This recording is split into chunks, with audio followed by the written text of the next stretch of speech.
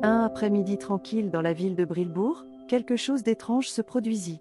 Le ciel, qui avait été d'un bleu doux toute la journée, s'assombrit soudainement. Le tonnerre gronda, et le vent se mit à hurler. Mais ce n'était pas un orage ordinaire.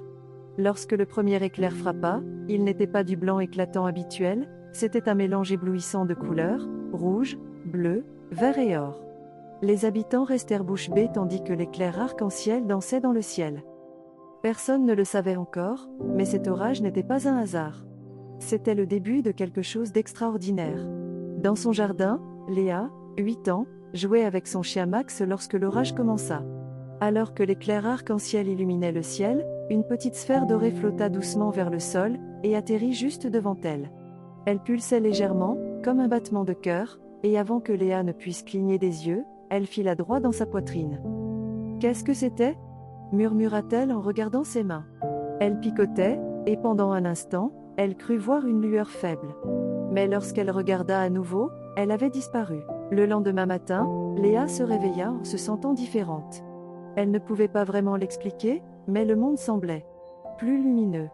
Lorsqu'elle sortit, elle remarqua des choses qu'elle n'avait jamais vues auparavant, les feuilles du chêne scintillaient comme si elles avaient été saupoudrées de paillettes, et l'air sentait plus sucré, comme du miel frais. « Tu vois ça, Max » demanda-t-elle à son chien, qui remuait la queue avec excitation.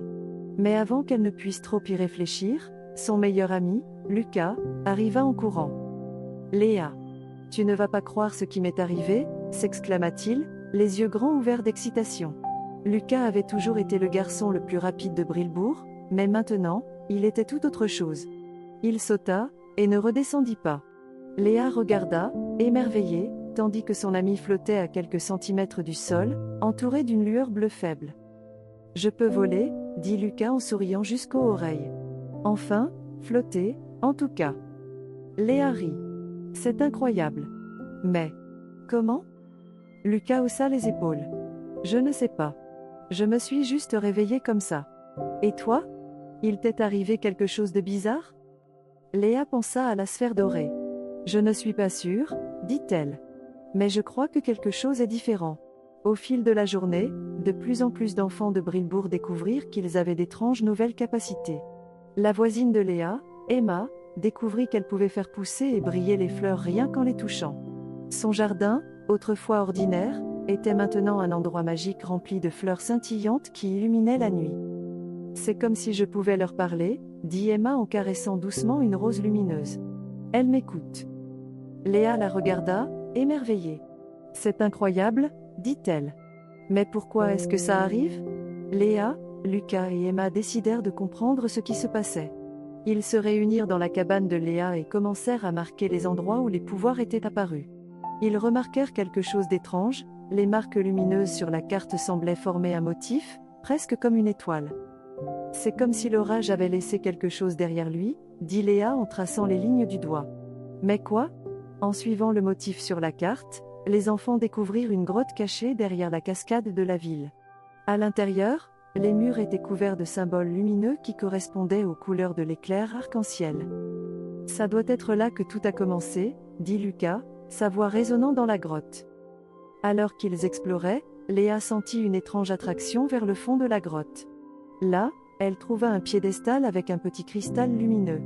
Il pulsait de la même lumière dorée que la sphère qui l'avait touché. Léa tendit la main et toucha le cristal.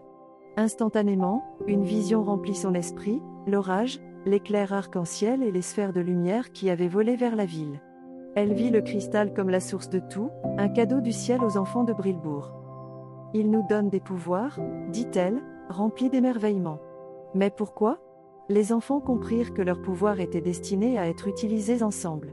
Lorsqu'ils combinèrent leurs capacités, le toucher lumineux de Léa, la lévitation de Lucas et les fleurs lumineuses d'Emma, ils créèrent quelque chose de encore plus puissant, un rayon de lumière qui s'élança vers le ciel, formant une étoile scintillante. L'étoile répandit sa lumière sur Brilbourg, remplissant la ville de chaleur et de joie. Les habitants applaudirent, et les enfants surent qu'ils avaient accompli quelque chose de spécial. À partir de ce jour, Brilbourg ne fut plus jamais la même. Les enfants utilisèrent leur pouvoir pour aider les autres, et la ville devint un lieu de magie et d'émerveillement. Léa, Lucas et Emma savaient qu'ils faisaient partie de quelque chose de plus grand, et ils promirent d'utiliser leurs dons avec sagesse. Alors que le soleil se couchait, Léa leva les yeux vers le ciel. « Je crois que l'orage n'était que le début, dit-elle. Et elle avait raison.